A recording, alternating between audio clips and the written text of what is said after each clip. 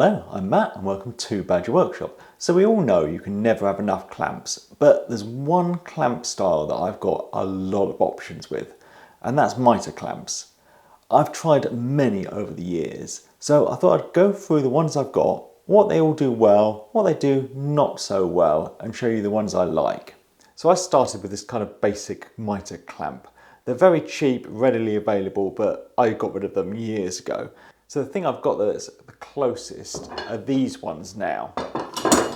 They do a similar thing, but a much better quality. They can be used for making picture frames, but also when you're making any cabinetry, you can use them to hold up shelves, so that's very handy. Now, the disadvantage of these big ones is you can't make small picture frames. As you can see, there's no way I could get 4 on a frame like this. So another clamp I have that does something similar are these Wolfcraft ones. Now, as these are smaller, they do a much better job on picture frames, but can also support shelves if you're making a cabinet in the same kind of way. Now, because they're spring-loaded, instead of tightening down like a clamp, they don't hold things quite as precisely, but they're good for just holding something in place while you get some screws in. So something that's really good for picture framing is this Veritas clamp. It's got these 4 bits that all go into each other to form a square or rectangle around a frame. Then these slip nuts go on the threaded rod and push down and then only start tightening up when they bear on something. They're great for pulling a frame tight and square. The trouble is, this is quite expensive and obviously you can only do one at a time. Now it does come with these 4 extension pieces which allow you to do some quite big frames. Now for a couple of homemade options. These come from Peter Millard from 10 Minute Workshop, who kindly sent me them. And these are some I made myself, so I'll just go through the operation of these. So if neither of these work as clamps on their own, they have to be used in conjunction with another form of clamp. The simplicity of these makes them really versatile. So really, you could use them to clamp up anything, and they're very good for holding shelves in place. Now these ones I made just to have some plywood with some sandpaper. Now they can be used for clamping up mitres.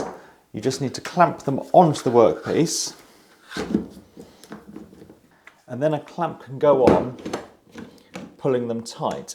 But what they're better for is not clamping mitres, but doing something at a different angle that's more difficult to clamp up. Now they can be used both ways around, so you've got the 45 degree there, but you can also put them around that way for a trickier angle to clamp. Now this is a band mitre clamp, and I've had this for years and never use it.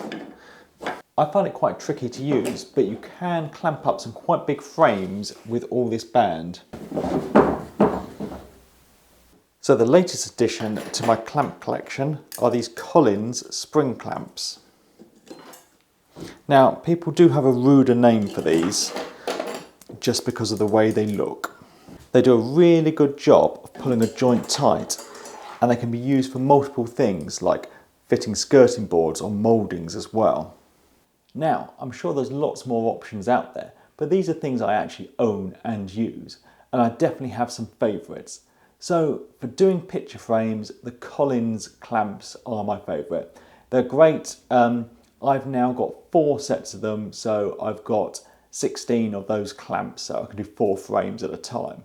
And I really like them. They pull the mitres nice and tight and do a great job.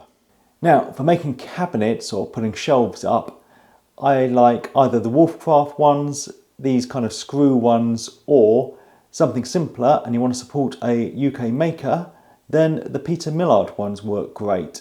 So I'll put affiliate links down below to where I got these from. So thank you for watching. Thanks to my patrons, and please subscribe for more videos.